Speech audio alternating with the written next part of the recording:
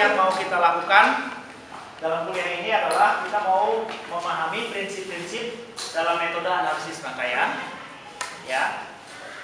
Kemudian kita mau memahami menggunakan metode analisis simpul untuk mencari tegangan simpul, khususnya untuk materi analisis simpul ini. Nanti ada juga metode yang lain. Kalau kita punya rangkaian, maka variabel besaran listrik yang kita gunakan sebagai pembawa informasi itu adalah arus atau tegangan. Ya, saya bisa membuat arus atau tegangan sebagai pembawa informasi atau pembawa energi, arus atau tegangan. Oke, maka secara umum variabel dalam rangkaian juga adalah arus atau tegangan. Analisis rangkaian adalah analisis untuk mencari besaran tegangan atau arus dalam rangkaian tersebut. Ada beberapa metode yang diketahui dan yang menjadi baku. Ya, ada metode yang tidak baku. Ya, metode yang baku itu adalah formulasi tableau, kemudian analisis simpul dan analisis mesh. Formulasi tableau itu sangat akademik, bagus, ya semua arus tegangan dihitung sekaligus, tetapi ukuran perhitungannya, komputasinya sangat besar, sehingga untuk perhitungan menjadi sangat exhaustif, terlalu banyak yang harus dikerjakan, ya. Dan yang menjadi baku sebetulnya adalah analisis simpul. Kalau Anda menggunakan SPICE, di belakang SPICE itu adalah analisis simpul, ya, metodenya. Oke, formulasi tableau ini informasi saja, membangun persamaan linear, arus dan tegangan cabang, kemudian tegangan simpul secara bersamaan. Jadi kalau misalnya dalam satu rangkaian ada 10 cabang, 5 simpul, 10 cabang, persamaan tableau akan punya persamaan rangkaian satu persamaan linear dengan 2 kali 10 plus 5, jadi 25 variabel. Jadi sangat besar, ya. Kemudian kalau analisis simpul, dia cukup jumlahnya adalah variabel simpulnya. Dalam satu rangkaian kalau ada simpulnya 5, maka kita hanya menggunakan 4, yaitu simpulnya kurang 1. Ya. Dan demikian juga mesh. Mesh itu hanya sejumlah meshnya. Mesh luarnya nggak usah. Oke. Sehingga jauh lebih kecil persamaan yang diperlukan. Oke. Nah, kita mulai dengan analisis simpul. Analisis simpul hanya menggunakan hukum Kirchhoff untuk arus dan hukum Ohm. Ya, KVL tidak dipakai, tapi nanti akan dipakai pada keadaan khusus. Analisis simpul hanya dapat dilakukan bila elemen pada cabang mempunyai bentuk arus. Artinya arusnya bisa kita ketahui.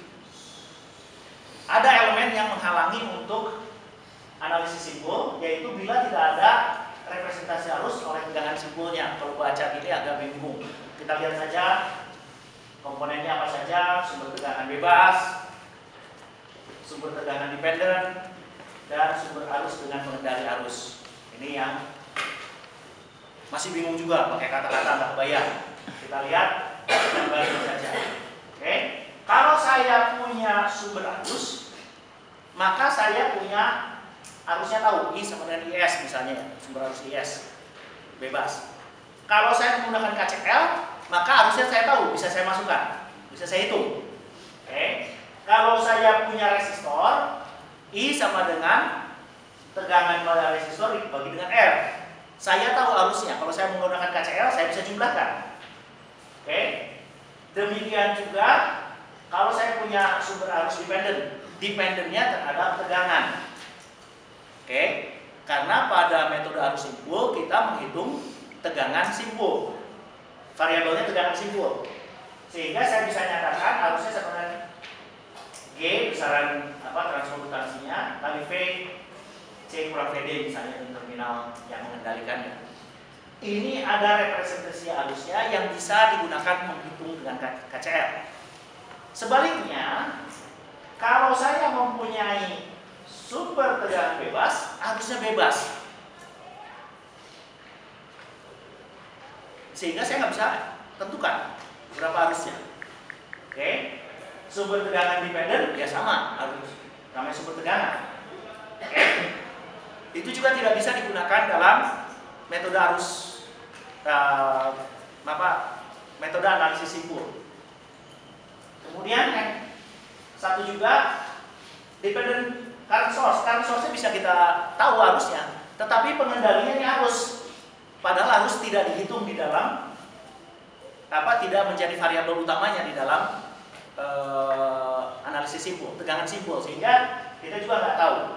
Nah, 3 elemen ini menghalangi kita untuk menganalisis simpul.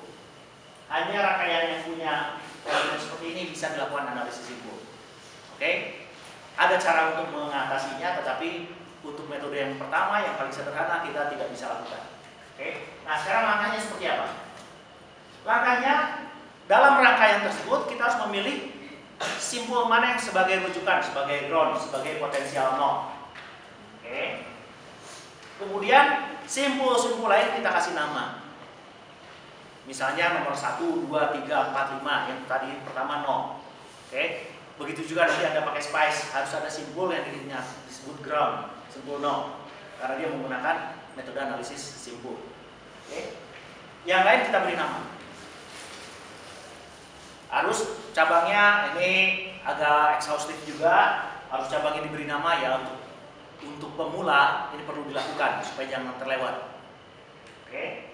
Kemudian kita gunakan KCL pada setiap simpul yang harus dibuang selain simpul 0.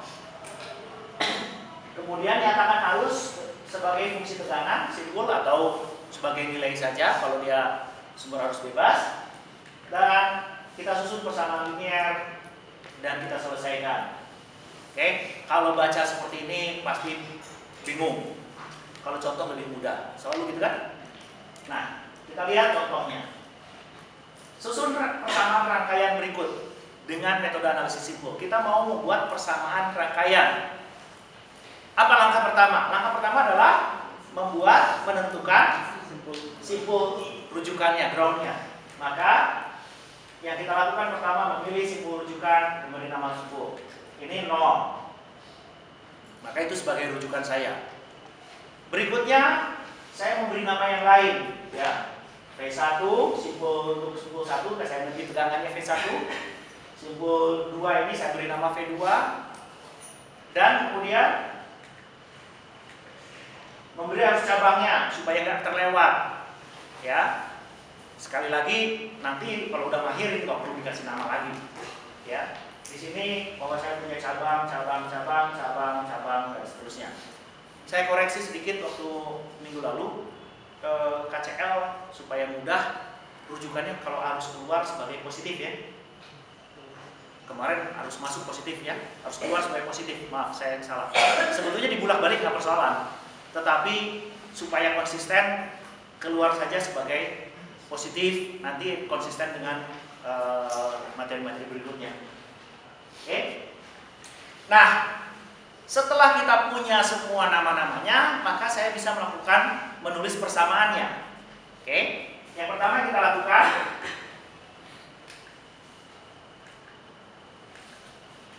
simpul 1, kita lakukan KCL. Oke. Pada simpul 1, kita lihat arusnya apa? I1 itu adalah minus IS. Ditambah I2 adalah V1 per R, kali G atau per R ya, kali G. G itu seper R. V1 kali G1. Kemudian arus yang sana berapa? V1 kurang V2 dikali G. Ya. Sehingga saya punya I1 plus I2 plus I3 minus IS karena berlawanan, karena masuk ke positif, plus G1 kali V1 kurang 0. Oke, masih ditulis kurang 0-nya, sebetulnya nggak perlu, ya.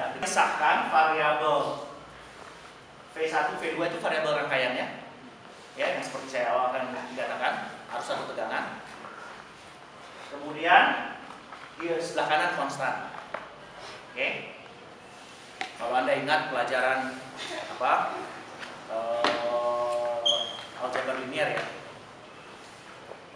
Di mana AX plus BY sama dengan bilangan konstan, itu kan bentuk linier ya, sama linier. Kemudian kita lihat simpul 2. Simpul 2 kita lagi di sini kita menganggap arus keluar. Ya. Arus keluar. Arus yang lewat G2 ini adalah V2 kurang V1 dibagi G2. Kalau saya nganggap arusnya keluar. Oke? Bisa ngikutin ya? Kalau saya menganggap arusnya keluar, maka yang ini kan dianggap lebih tinggi dari situ. Berarti V2 kurang V1 kali G2. Ini harus keluar. V2 kali G3. Kemudian di sini ada GM kali V. Ini saya agak loncat sedikit. GM kali VV-nya berapa di sini? V sama dengan V1. Ini adalah GM kali V1, berarti I5-nya adalah minus GM V1. Sehingga persamaannya menjadi seperti ini. Ya. Minus I3 plus I4 itu. Ini saya bolak balik sama saja, V2 kurang V1 G2 atau minus G2 kali V1 kurang V2. Oke. G3 kali V2, kemudian minus GM kali V1. Saya susun ulang, variabelnya kita pisahkan di sebelah kiri. Oke. Dari situ kita bisa menyusun persamaannya menjadi, ini adalah persamaan rangkaian. Oke. Dalam bentuk matriks,